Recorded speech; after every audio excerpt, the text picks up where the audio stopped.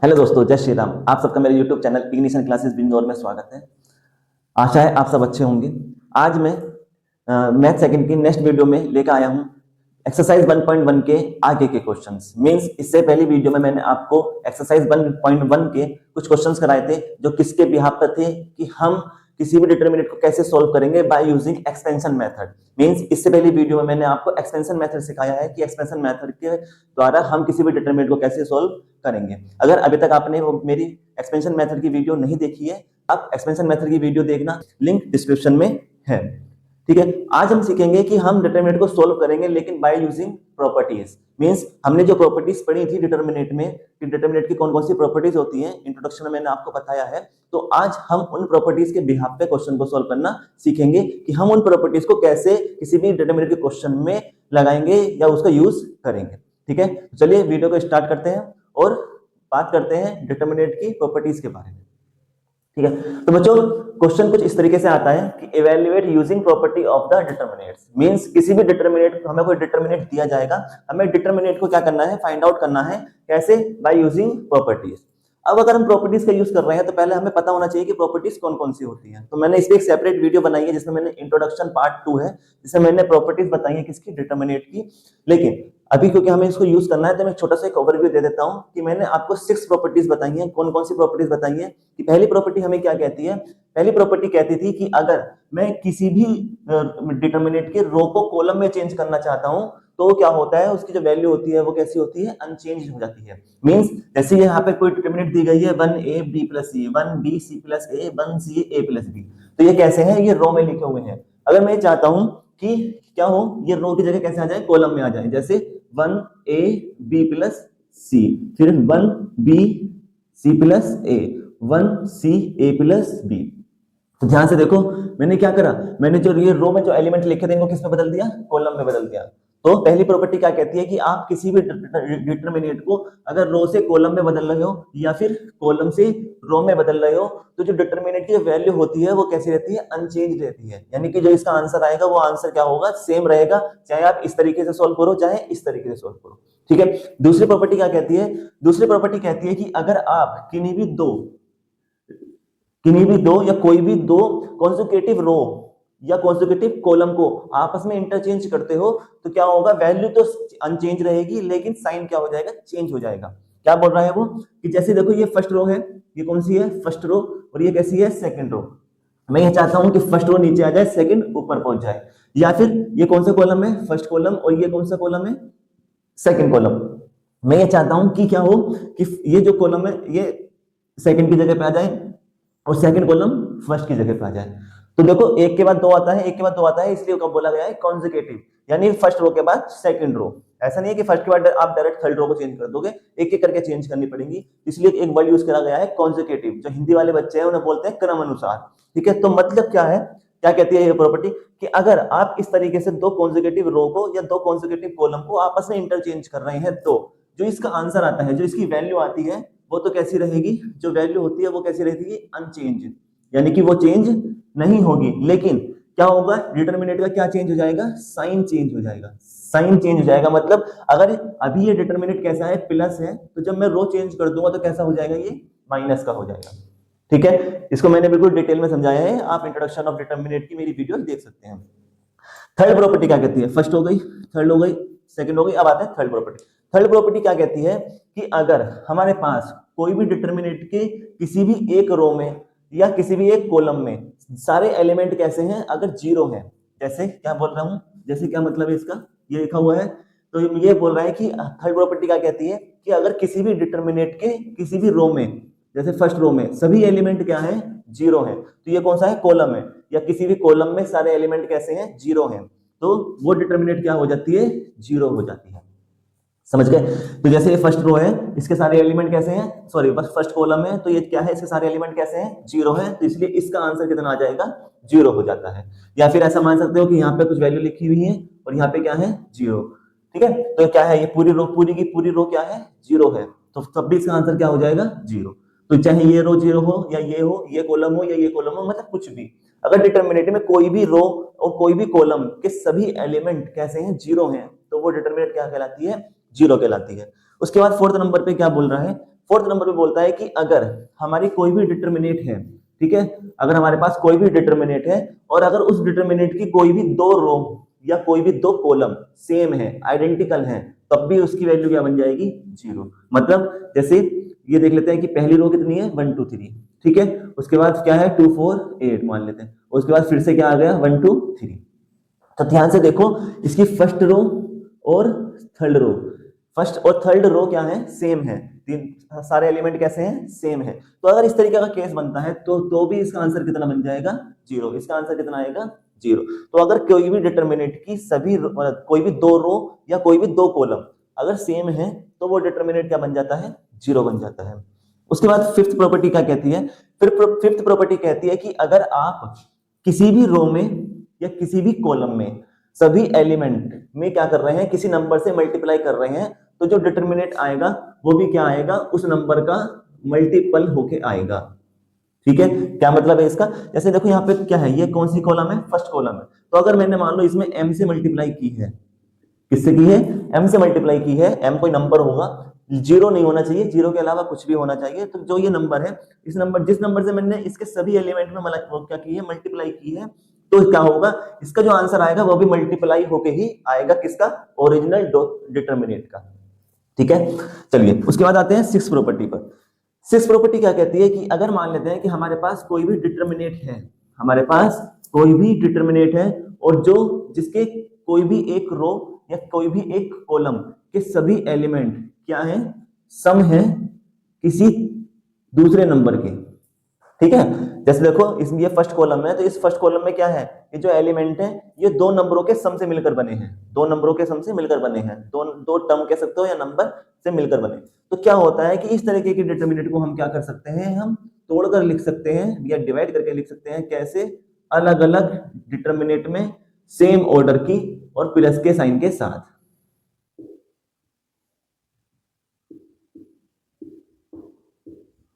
ठीक है, तो हम क्या कर सकते हैं, इस तरीके की डिटर्मिनेंट को हम क्या कर सकते हैं, दो डिटर्मिनेंट के सम के साथ लिख सकते हैं, अलग अलग एलिमेंट को करके, और सेम ऑर्डर होना चाहिए। ठीक है बच्चों, तो ये सिक्स प्रॉपर्टी हैं जो मैंने एक जल्दी जल्दी आपको एक ओवरव्यू दिया है कि हम प्रॉपर्टीज में क्या होता है, क्या पढ़ने वाले हैं। ठीक है, क्योंकि प्रॉपर्टी पढ़ना भी तो जरूरी है, तभी तो प्रॉपर्टी लगाऊंगा मैं भी। ठीक है, लेकिन अगर अभी भी आपको थोड़ा सा भी डाउट रह गया है, प्रॉपर्टी कोई समझ में नहीं आई है, तो कुछ तो क्वेश्चन से क्लियर हो जाएंगे, वरना मैंने डिटर्मिनेंट के इंट्रोडक्शन पार्ट 2 में प्रॉपर्टीज को बहुत अच्छे से समझाया है, आप उस वीडियो को जाकर देख सकते हैं और प्रॉपर्टीज के बारे में समझ सकते हैं। ठीक है, चलिए क्वेश्चन स्टार्ट करते हैं। देखो बच्चों, ये हमें कोई डिटर्मिनेंट दी गई है, तो मैं इस डिटर्मिनेंट को क्या कर लेता हूँ, सबसे पहला काम क्या होता है मेरा कि मैं लेट कर लेता हूँ क्या, कि मान लिया मैंने कि ये डिटर्मिनेंट है वो d इज इक्वल टू, मैंने इसको मान लिया 1 1 1 a b c b plus c plus a plus b। ठीक है, अब इसने कहा है कि हमें इस डिटर्मिनेंट को सॉल्व करना है बाय यूजिंग प्रॉपर्टीज। अब जब भी बच्चों ये वर्ड आ जाए बाय यूजिंग प्रॉपर्टी, तो आपके दिमाग में सिर्फ चलनी चाहिए क्या, कि हमें यहाँ पे जो डिटर्मिनेंट दी गई है इसको इस तरीके से सॉल्व करना है कि जो हमारे पास 6 प्रॉपर्टीज हैं या 7 प्रॉपर्टीज हैं, उन प्रॉपर्टीज का यहाँ पर कोई यूज हो जाए। ठीक है, उनमें से कोई भी एक प्रॉपर्टी इसमें लग जाए। तो अब सबसे अच्छी प्रॉपर्टी हमारे पास कौन सी है, सबसे अच्छी प्रॉपर्टी है हमारे पास एक तो वो जिसमें ये कहा गया है कि अगर जो डिटर्मिनेंट है, अगर उनके कोई भी दो रो या दो कॉलम आइडेंटिकल है, सेम है, तो डिटर्मिनेंट क्या बन जाता है, 0 बन जाता है। दूसरी प्रॉपर्टी क्या है कि अगर हम किसी भी रो के सारे एलिमेंट को 0 बना दें या किसी भी कॉलम के सारे एलिमेंट को क्या बना दें, 0 बना दें, तब भी डिटर्मिनेंट क्या बन जाएगा, 0 बन जाएगा। समझ रहे हो, तो जब भी आपको प्रॉपर्टीज का यूज करके डिटर्मिनेंट निकालना हो, तो पहले कोशिश करो कि इन दोनों प्रॉपर्टी में से कोई सी एक प्रॉपर्टी इसमें लग रही है या नहीं लग रही है, उसके बाद देखते हैं कि कोई और सी प्रॉपर्टी इसमें लगानी चाहिए या नहीं चाहिए। समझ रहे हो, तो अब इसको ध्यान से देखो इस क्वेश्चन को।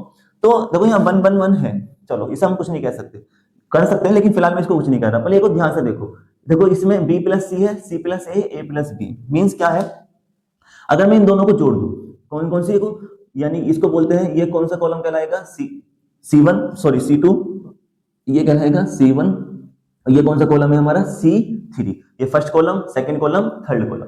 अब ध्यान से देखो आप कि अगर मैं जो C2 कॉलम है, अगर मैं C2 कॉलम को जोड़ दूं किसके साथ, C3 कॉलम के साथ, अगर मैं C2 और C3 को जोड़ दूं तो क्या आएगा आंसर, ध्यान से देखो, जब मैं इन दोनों को जोड़ूंगा तो यहाँ पे क्या बन जाएगा, मैं यहाँ पे लिख रहा हूं देखो चेंज करके, अभी क्या होगा, जब मैं इन दोनों को जोड़ूंगा तो ये तो ऐसे ही रहेगा। ठीक है, अब देखो एक चीज और आती है क्या समझने वाली बात क्या है, यहाँ पे लिख देते हैं, चलो यही लिख देते हैं। क्या क्या करा था मैंने, C2 प्लस C3। अब आप ये देखो कि आपको किस में चेंज लाना है, आप इन दोनों का टोटल यहाँ लाना चाहते हो या यहाँ पर लाना चाहते हो। तो जिस भी रो में लाना, कॉलम में लाना चाहते हो, मैं चाहता हूँ यहीं पर आ जाए, तो मैं क्या कर रहा हूँ C2। ये लिखने का तरीका होता है बच्चों, ध्यान रखना, ऑपरेशंस कैसे लिखे जाते हैं मैं ये समझा रहा हूँ। तो ऑपरेशन इस तरीके से लिखे जाते हैं क्या, कि आपने C2 आगे, जिसके आगे एरो लगाया है, जिसके भी आगे एरो लगाया है, तो जो भी चेंज होगा, जो भी आप प्लस कर रहे हो, माइनस कर रहे हो, मल्टीप्लाई कर रहे हो, डिवाइड कर रहे हो, कुछ भी कर रहे हो, तो वो सारा का सारा जो यहाँ पे कैलकुलेशन होने के बाद कहाँ पे बदलाव आएगा, वो बदलाव आएगा इसमें, जो यहाँ एरो के पीछे लिखा है। जैसे अगर मैं लिख देता हूँ C1 C2 प्लस C3, तो इसका मतलब क्या होगा कि C2 और C3 को जोड़ा जाएगा, यानी दूसरे कॉलम को तीसरे कॉलम को जोड़ेंगे, लेकिन जोड़ने के बाद उसे कहां पर जाकर रखेंगे, इसमें कहां पर रखेंगे, C1 में, यानी इन दोनों का टोटल करने के बाद कहां पर पहुंचेगा, यहां पर पहुंचेगा। यहाँ C2 लिखा है, इसका मतलब C2 C3, यानी सेकंड कॉलम को थर्ड कॉलम को जोड़ेंगे और जोड़ने के बाद कहां पे रखेंगे, C2 कॉलम पे, यहां पे रखेंगे। ठीक है, बात समझ में आ गई। तो चलो जोड़ते हैं, कैसे जोड़ेगा, ये ऐसे रहेगा फर्स्ट, क्योंकि फर्स्ट में तो कोई बदलाव मैंने किया नहीं है। अब आते हैं सेकंड कॉलम में। सेकंड कॉलम में बदलाव क्या आया है कि C2 और C3 को जोड़ा गया है। C2 कितना है, A, और C3 कितना है, ये, तो इन दोनों को क्या करा गया है, जोड़ा गया है। C2 कितना है, B प्लस, और C3 कितना है, C प्लस A, ये कितना है, C, और थर्ड कॉलम कितना है, A प्लस B। ठीक है, और थर्ड कॉलम को ऐसे कैसे रखेंगे, क्योंकि देखो यहाँ पे थर्ड कॉलम में कुछ बदलाव किया है गया, नहीं किया, किसमें बदलाव किया है, किसमें चेंज किया है आपने, C2 में चेंज किया है। तो जो यहाँ पे एरो के पीछे जो भी चीज लिखोगे उसमें चेंज होगा, तो यहाँ पे सिर्फ किसमें चेंज हुआ है, C2 में चेंज हुआ है, तो C3 फिर ऐसे ही रहेगा, तो इसलिए C3 को ऐसे का ऐसे ही उतारेंगे। ठीक है बच्चों, बहुत डिटेल में समझाने की कोशिश कर रहा हूं ताकि आप ऑपरेशन समझ जाएं किस तरीके से यूज करते हैं। बात समझ में आ गई। अब मैं देखो इसको चेंज करके लिख सकता हूं, भाई है तो सब प्लस में ही, तो प्लस में है तो इसका मतलब मैं इसको सही तरीके से लिख सकता हूँ A plus B plus C। ऐसे यहाँ पे देखो A भी है, B भी है, C भी है, तो इन तीनों को मैं क्या कर सकता हूँ, सही करके लिख सकता हूँ A plus B plus C। हो गया। अब देखो ध्यान से देखो कि ये जो कॉलम है, कौन सा कॉलम है, C2, जो C2 कॉलम है, क्या इसमें से A plus B plus C तीनों में आ रहा है, हाँ तीनों में आ रहा है, तीनों में लिखा हुआ है, तो इसका मतलब मैं इसको कॉमन निकाल सकता हूँ। तो मैंने अब क्या करा है, अब मैंने कॉमन निकाला है, क्या, ठीक है, क्या करेंगे, क्या करेंगे, D मैंने निकाला है, मैं लिख रहा हूं टेक, क्या कॉमन निकालोगे, A plus B plus C common from column 2। ठीक है, मैं क्या कर रहा हूं, कॉलम 2 से क्या कॉमन निकाल रहा हूं, A plus B plus C, तो यहां से देखो A plus B plus C common आएगा, तो यहाँ पे गया D कॉमन आएगा, तो बच्चों बाहर पहुंच जाएगा, तो मैंने यहाँ लिख दिया A plus B plus C। Bar start करेंगे, ये फर्स्ट तो ऐसे रहेगा, फर्स्ट कॉलम तो 1 1 1। अब देखो यहाँ A plus B plus C था, कॉमन निकाल लिया है, तो इसका मतलब यहाँ से ये तो बाहर आ गया है। अब यहाँ पे ये कुछ नहीं रहा, तो इसका मतलब क्या होगा, यहाँ पर 1। ठीक है, जीरो नहीं लिखोगे, क्यों, जीरो लिख दिया तो इसका मतलब क्या हो जाएगा, फिर तो सम हो रहा होगा, लेकिन कॉमन निकालने का मतलब क्या होता है, डिवाइड करना। ध्यान से समझ लेना, क्या ऐसा समझ लेते हैं, लिखा है आपके पास 9 प्लस 12, 9 प्लस 12 लिखा है इस तरीके से। चलिए मैं क्या कर रहा हूँ, इसमें से क्या कॉमन आ सकता है, 3 आ सकता है ना, दोनों में 3 से डिवाइड हो जाएगा, तो मैंने क्या करा, 3 से मल्टीप्लाई करी और 3 से डिवाइड करी, किसमें, 9 प्लस 12 में। क्या कुछ चेंज आएगा क्वेश्चन में, नहीं, 3 से मल्टीप्लाई करी, 3 से डिवाइड करी, भाई इन दोनों को मैं काट दूंगा तो क्या आएगा, वापस लौट के मेरा यही आ जाएगा। ठीक है, तो ठीक है, 3 से मल्टीप्लाई करी, 3 से डिवाइड करी। अब मल्टीप्लाई जो करी है वो तो यही रहेगा, डिवाइड वाला कहां पहुंच गया, अंदर, तो मल्टीप्लाई वाला बाहर ही रहेगा, डिवाइड वाला अंदर, तो 9 के नीचे भी 3 पहुंचेगा, प्लस 12 के नीचे भी 3 पहुंचेगा। 3 3 जा 9 और 3 4 जा 12, तो इसका मतलब 3 तो बाहर था ही, यहाँ कितना बचा 3, प्लस यहाँ कितना बचा 4। यही तो कॉमन का मतलब होता है। देखो जब मैं कॉमन लूंगा तो यहाँ 3 कॉमन लूंगा तो यहाँ 3 आएगा, प्लस यहाँ कितना आएगा 4, यही तो लाया हूं मैं। तो कॉमन का मतलब क्या होता है कि जिस नंबर से आप क्या कर रहे हो, जिस नंबर को आप कॉमन ले रहे हो, इसका मतलब यह होता है कि आप उसी नंबर से क्या कर रहे हो, डिवाइड कर रहे हो इस उसी टर्म को। तो यहाँ पे तो बच्चों ऐसे किया है, यहाँ पे क्या किया गया होगा कि A प्लस बी लिखा है ऊपर, ठीक है, यहाँ A प्लस बी लिखा था, A प्लस बी कॉमन लिया है, इसका मतलब क्या करा है मैंने, इस पूरे कॉलम को A प्लस बी से डिवाइड कर दिया है। तो जब A प्लस बी प्लस सी के नीचे A प्लस बी प्लस सी आएगा तो क्या आएगा, 1 ही आएगा, यहाँ भी 1 आ जाएगा और यहाँ भी 1। क्यों कि जब 6 के नीचे 6 लिखूंगा और 6 से डिवाइड करूंगा तो 6 बन जा 6, 1 आया नहीं आया। ठीक है, चलिए ये कॉलम ऐसे लिखा रहेगा, इसको ऐसे लिख देते हैं बी प्लस सी, सी प्लस ए और ए प्लस बी। इतना बात समझ में आ गई होगी। अब हम यूज करते हैं प्रॉपर्टी, बिकॉज, यहां लिखेंगे बिकॉज। कौन सी प्रॉपर्टी लग रही है इसमें, ध्यान से देखो, इसमें दो कॉलम कैसे हैं, सेम है। यहाँ पे भी 1 1 1 है और यहाँ पे भी 1 1 1 है, तो इसका मतलब दोनों कॉमन क्या, दोनों कॉलम क्या है, सेम है। तो जब दो कॉलम आपस में सेम होते हैं तो डिटर्मिनेंट की वैल्यू कितनी हो जाती है, 0। तो हम यूज कर रहे हैं because C1 and C2, C1 and C2 is identical, identical, या फिर क्या लिख सकते हो, same. Then by using property, by using properties क्या कहती है कि वो जो डिटर्मिनेट है वो क्या हो जाएगा, 0 हो जाएगा। डिटर्मिनेट क्या हो जाएगा, 0 हो जाएगा। ठीक है, तो इसका मतलब हमारा आंसर कितना आ जाएगा, 0 आ जाएगा। तो थोड़ा सा ऐसा लिख सकते हो, डिटर्मिनेट 0 हो जाएगा, मतलब कि D is equal to A plus B plus C, और ये डिटर्मिनेट क्या बन जाएगा, 0। तो यहाँ क्या लिख सकते हो, 0। जब 0 की मल्टीप्लाई किसी नंबर से करते हैं तो आंसर कितना आता है, 0। ठीक है, तो बच्चों ये क्वेश्चन हमने किया है बाय यूजिंग प्रॉपर्टीज। तो प्रॉपर्टीज में थोड़ा सा ये बड़ा क्वेश्चन नहीं है, सिर्फ 2 लाइन का क्वेश्चन है। एक बार हमने इसको यहाँ चेंज किया, एक बार इसको ऐसे लिखा, आंसर आ गया। तो ये तो प्रॉपर्टीज क्या करती है, कैलकुलेशन से बचाती है। अगर एक्सपेंशन मेथड यूज करते हो तो क्या होता है, इसे खोलना पड़ता है, इसको एक्सपेंड करना पड़ता है। बात समझ में आ गई। चलिए, अभी थोड़ा सा अगर आपको डाउट है, आपको लग रहा है कि समझ में नहीं आ रहा है, कोई बात, अभी तो मैं और क्वेश्चन कराने वाला हूँ। तो नेक्स्ट क्वेश्चन करते हैं, और चीजें क्लियर हो जाएंगी। ठीक है, अब बात करते हैं नेक्स्ट क्वेश्चन पे। देखो नेक्स्ट क्वेश्चन दिया गया है इस तरीके से, इसको भी हम किसके तरीके से सॉल्व करेंगे, प्रॉपर्टीज के यूज करके सॉल्व करेंगे। तो मैं इसको सबसे पहले क्या काम होता है हमारा, कि मैंने क्या किया, लेट, मैं मान लेता हूं क्या, कि जो डिटर्मिनेट है वो किसके इक्वल है, D के इक्वल है। और यहाँ लिखेंगे 3 -1 -1 माइनस के 2 2 2 1 माइनस के 2 और माइनस के 2। ठीक है, इस क्वेश्चन को मैंने अपनी जो लास्ट वीडियो में हमने किया था क्या, कि हमने डिटरमिनेंट को सॉल्व किया था किसकी मदद से, एक्सपेंशन मेथड के यूज करके। तो मैंने उसमें भी कराया था, और मैंने आपसे कहा था कि मैं इस क्वेश्चन को प्रॉपर्टीज से सॉल्व करके दिखाऊंगा। ये सिर्फ और सिर्फ 2 लाइन का क्वेश्चन है। ठीक है, तो देखो इसको कैसे सॉल्व कर सकते हैं। वहां पे हमें इसको एक्सपेंड करना पड़ा था, तो थोड़ी सी कैलकुलेशन करनी पड़ी थी। यहाँ पे बिना कैलकुलेशन के सिर्फ 1 या 2 लाइन में आंसर दे देगा। देखते हैं कैसे, ध्यान से देखो।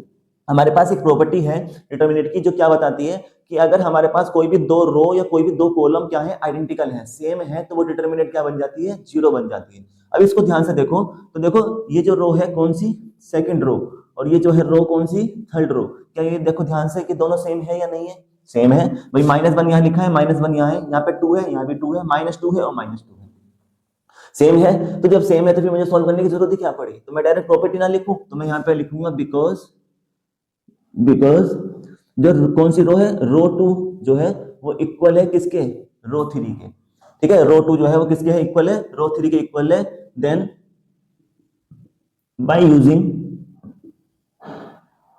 प्रॉपर्टी क्या कहती है, प्रॉपर्टी बाय यूजिंग प्रॉपर्टी क्या कहती है, कि बाय यूजिंग प्रॉपर्टी क्या कहती है, प्रॉपर्टी कि डिटरमिनेट इज इक्वल टू 0, ठीक है। लैंग्वेज लिखना बहुत जरूरी है बच्चों, लैंग्वेज जरूर लिख के आना, क्योंकि लैंग्वेज नहीं लिखोगे तो पता नहीं चलेगा आपने क्या किया है। तो डिटरमिनेट क्या हो जाता है, इक्वल टू 0 हो जाता है, तो इसलिए D इज इक्वल टू, तो ये डिटरमिनेट हमें दिया गया था, ये क्या बन जाएगा, 0 बन जाएगा। तो इसकी जगह पे क्या लिख दूं यहाँ पर, 0। तो यही हमारा क्या है, इसका आंसर है कि डिटरमिनेट क्या है, इसका 0 है। ठीक है सिर्फ 1 लाइन का क्वेश्चन, कुछ नहीं करा मैंने, सिर्फ 1 लाइन की थ्योरी लिखी है, आंसर आ गया।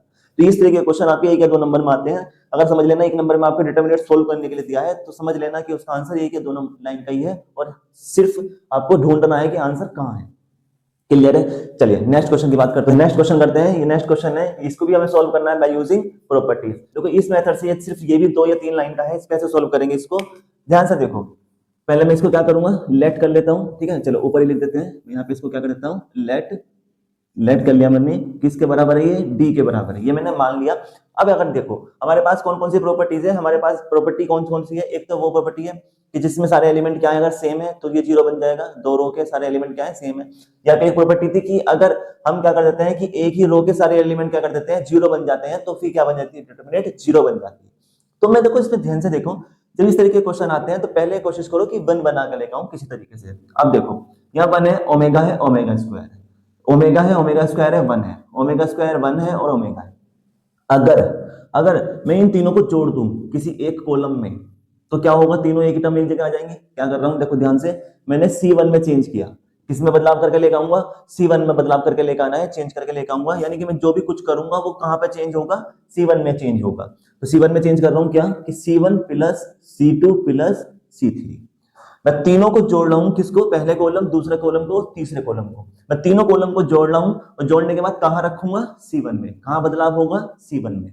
तो चलिए स्टार्ट करते हैं। D इज इक्वल टू, ध्यान से देखो, पहले में C1 की जगह तो क्या लिखा है, 1 प्लस C2 कितना है, ओमेगा, प्लस C3 कितना है, ओमेगा स्क्वायर, जोड़ दिया। इसी तरीके से इसे जोड़ेंगे तो देखो मैं आगे पीछे ना करके एक साथ ही लिख दूं एक जैसा।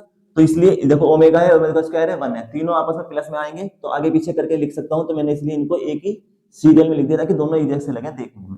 इसी तरीके से ये 1 ओमेगा, ओमेगा स्क्वायर तीनों आपस में प्लस में आएंगे, तो मैं प्लस में आए तो आगे पीछे कर सकता हूँ, तो इसलिए मैंने इसको ऐसे लिख दिया ताकि देखने में तीनों एक जैसे लगे। तो मैंने सिर्फ और सिर्फ C1 में क्या करा था, चेंज किया था, तो इसलिए अब इनमें चेंज नहीं होगा। ये ऐसे कैसे उतर जाएंगे, तो इनको ऐसे उतार देता हूँ, ओमेगा, ओमेगा स्क्वायर 1 1 और ओमेगा हो गया। अब देखो, अब ये ध्यान से देखो कि तीनों क्या है, एक जैसे लग रहे हैं देखने में। अब देखो बच्चों, मैं एक आपको फॉर्मूला बता रहा हूं, सिंस, क्योंकि क्या होता है, ये गिवन में होगा आपके पेपर में, नहीं भी होगा तो याद रखना, जहां भी 1 प्लस ओमेगा स्क्वायर बन जाए तो आप इस फॉर्मूला को यूज कर सकते हैं। क्या कि 1 plus omega square equal to कितना होता है, 0। याद रखना हमेशा, 1 प्लस ओमेगा स्क्वायर क्या होता है, 0। इसलिए मैंने ये बनाया था, क्योंकि मुझे फॉर्मूला मुझे तो पता था, अब आज से आपको भी पता चल गया है। तो जब भी इस तरीके का क्वेश्चन आए तो समझ लेना ये बनाना है। तो जब ये बन गया है तो इसका मतलब क्या हो गया है, ये 0। तो मैं जहां जहां पे 1 प्लस ओमेगा स्क्वायर है, ये मैं क्या लिख सकता हूँ उसी जगह 0। तो मैं इसलिए क्या कर रहा हूं, तो मैं डिटर्मिनेट इसकी जगह क्या लिख सकते हैं, 0। तो पहले में 0, दूसरे में 0, तीसरे में भी 0। बाकी इसको ऐसे उतार रहे हैं, second row omega, omega square 1, omega square 1 और ओमेगा। ठीक है, बात समझ में आ गई। अब देखो, जो फर्स्ट कॉलम है उसके सारे एलिमेंट कैसे हो गए हैं, 0। फर्स्ट एलिमेंट कैसे हो गए हैं, 0। अब हम यूज करेंगे प्रॉपर्टी का, by using property, by using property. क्या कह रहा है प्रॉपर्टी में कि all the element of C1 column 1 is equal to 0। क्या है ये, सबके सब क्या है, 0 है। सो देन डिटर्मिनेट क्या बन जाएगा, determinant is equal to 0। Determinant भी क्या होता है, 0 के बराबर हो जाता है। अगर किसी भी रो के सारे एलिमेंट या किसी भी कॉलम के सभी एलिमेंट क्या है, 0 है, तो डिटर्मिनेंट क्या बन जाता है, 0 बन जाता है। तो इसलिए यहां तो क्या लिखा था, D इज इक्वल टू, इस डिटर्मिनेंट की जगह क्या लिख सकता हूं अब, 0, क्योंकि ये डिटर्मिनेंट कैसा बन गया है, 0 बन गया है, मैंने यहां लिख दिया है। तो इसका आंसर फिर आ गया है हमारा, कितना आ गया है, डिटर्मिनेंट इज इक्वल टू 0। ठीक है, तो कितनी लाइन का है, सिर्फ 2 लाइन का। एक लाइन में हमने इसको जोड़कर आपस में क्या करा, मर्ज करा, और प्रॉपर्टी लगा के यहाँ पे इसका आंसर प्लेस कर दिया। ठीक है, तो बहुत आसान क्वेश्चन होते हैं प्रॉपर्टीज के, बस आपको सोचना यह है कि हम कौन सी प्रॉपर्टी लगा सकते हैं और वो कहां से मिलेंगी, वो कैसे आएंगी, वो आएंगे प्रैक्टिस से। तो आप जितने ज्यादा क्वेश्चंस को सोल्व करोगे उतना ही आपके लिए अच्छा होगा, उतना आपको प्रैक्टिस हो जाएगी, आप तुरंत क्वेश्चन को देख के समझ जाओगे कि मुझे क्या करना है। ठीक है, चलिए नेक्स्ट क्वेश्चन करते हैं। ठीक है, ये नेक्स्ट क्वेश्चन है क्या कि कोई डिटर्मिनेंट दी गई है, इसको भी हमें किसके जरिए से सोल्व करना है, किसकी मदद से सोल्व करना है, प्रॉपर्टीज की मदद से सोल्व करना है। ठीक है, तो मैं इसको फिर से क्या कर रहा हूं, मैंने लेट कर लिया, यानी कि मैं मान लिया हूं क्या है कि ये D के इक्वल है, ये मैं मान रहा हूं और हमेशा मानना चाहिए ताकि क्रॉस कैलकुलेशन करने में थोड़ी सी आसानी हो जाए। अब देखो बच्चों ध्यान से कि यहाँ 1 1 1 है, पहले से मैंने कुछ देखा, मुझे देख के पता चला कि अगर मैं इन दोनों को जोड़ देता हूं तो यहाँ x plus Y plus Z बन जाएगा। इन दोनों को अगर मैं जोड़ देता हूं तो ये भी x plus Y plus Z बन जाएगा। इन दोनों को भी जोड़ देता हूं तो x plus Y plus Z बन जाएगा। तो हमने जब क्वेश्चन बहुत सारे किए होंगे तो हमें देख के ही पता चल जाएगा कि क्वेश्चन में क्या होना है। इसलिए बार बार बोल रहा हूं कि आपको क्या करनी है, प्रैक्टिस करनी है। एटलीस्ट जितने क्वेश्चन मैंने कराए हैं अभी तक की वीडियोस में, उन सबको तो एक बार जरूर करके देखना है। ठीक है, तो मैं क्या कर रहा हूं, मैंने इन दोनों को अभी क्या करना है, मर्ज करना है। तो मैं क्या कर रहा हूं, और मर्ज किस में करूं, या तो इसमें कर सकते हैं या इसमें कर सकते हैं, तो मैं क्या कर रहा हूं, इसमें कर रहा हूं। तो मैं चेंज किस में करके लेकर आऊंगा, C2 में, यानी कि मैं बदलाव किसमें कर रहा हूँ, किसको बदल रहा हूँ, C2 को बदल रहा हूँ, इसलिए यहाँ C2 लिखा और एरो लगाया। फिर से बता रहा हूँ कि जिस भी कॉलम के या रो के आगे आप एरो लगाओगे उसमें ही बदलाव होगा पूरी डिटरमिनेंट में, बाकी कहीं पर बदलाव नहीं होगा। बदलाव क्या कर रहा हूं कि मैं C2, ये कौन सा कॉलम है C2 और ये कौन सा कॉलम है C3, तो मैं C2 और C3 को क्या कर रहा हूं, जोड़ रहा हूं। तो जब मैं जोड़ूंगा तो क्या होगा, ध्यान से देखेंगे, यहाँ तो 1 1 1 ये तो ऐसे रहेगा, मैंने बताया था इसमें बदलाव नहीं होगा, ठीक है, 1 1 1 ऐसे रहेंगे।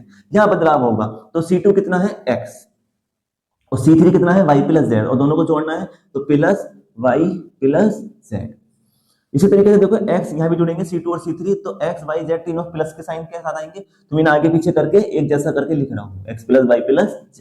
इसी तरीके से इसको भी हम क्या लिख सकते हैं, x plus y plus z, और ये कैसा रहेगा, ये ऐसे का ऐसे ही इसको उतार देंगे क्योंकि इसमें कोई बदलाव नहीं होगा, ये ऐसे ही रहेगा। बात समझ में आ गई, ठीक है। अब ध्यान से देखो कि तीनों में से एक जैसा लग रहा है, x plus Y Z, X plus Y plus Z, X plus Y plus Z, तो मैं इसको क्या निकाल सकता हूँ, कॉमन। तो मैं क्या लिख रहा हूँ अब, टेक कॉमन, मैं कॉमन ले रहा हूँ क्या, x plus Y plus Z, किसमें से, फ्रॉम, कौन सा कॉलम है ये, C2 कॉलम, तो क्या लिखेंगे C2, यानी C2 से x plus Y plus Z common लेने पर, तो जब मैं कॉमन लिया तो क्या आएगा बदले होके, d इज इक्वल टू, ये बाहर आ जाएगा, तो ये बाहर आएगा तो x plus Y plus Z, ये तो कॉमन आ गया, अभी अभी समझाया था कॉमन कैसे आता है। उसके बाद जब कॉमन आ गया है तो अंदर क्या बचा, यहाँ पे 1 1 1, तीनों में 1 1 बचेंगे। उसके बाद यहाँ पे देखो जब कॉमन चला गया, यानी x plus Y plus Z का अगर मैंने कॉमन निकाला है तो x plus Y plus Z से इसको क्या करूंगा, डिवाइड करूंगा। तो जब मैं इसके नीचे x plus Y plus Z लिखा है ऊपर ब्रैकेट में, और नीचे भी x plus Y plus Z से मैं क्या करूंगा, डिवाइड करूंगा, तो ये कैंसिल होकर कितना दे देगा, 1, यानी इसका आंसर कितना आएगा, 1। अभी समझाया था मैंने कि 6 को जब 6 से डिवाइड करते हैं तो कितना आता है, 1, ठीक है, जब सेम होते हैं तो इसलिए यहाँ भी कितना आ गया, 1, और यहाँ भी 1, और यहाँ भी 1। इस कॉलम 3 को ऐसे उतार देंगे, x प्लस जेड और x प्लस वाई उतार दिया। अब ध्यान से देखो कि क्या कॉलम 1 और कॉलम 2 एक जैसे नहीं लग रहे देखने में, हाँ लग रहे हैं, तो दोनों में क्या है, 1 1 है, यहाँ भी 1, यहाँ भी 1, यहाँ भी 1 है, यहाँ भी 1 है, और यहाँ भी 1, और यहाँ पर भी 1। तो जब दोनों कॉलम एक जैसे हैं तो हम प्रॉपर्टी कौन सी लगाएंगे, वो प्रॉपर्टी जिसमें यह बताया गया था कि अगर किसी भी डिटर्मिनेंट की 2 कॉलम या 2 रो आपस में एक जैसी हैं, आइडेंटिकल है, तो वो डिटर्मिनेंट क्या बन जाता है, 0 बन जाता है। तो हम प्रॉपर्टी यूज करेंगे, लिखेंगे यहाँ पर क्या, बिकॉज कौन कौन सा कॉलम है, C1 और C2, because C1 is equal to C2, C1 और C2 क्या है, बराबर है, देन बाय यूजिंग प्रॉपर्टी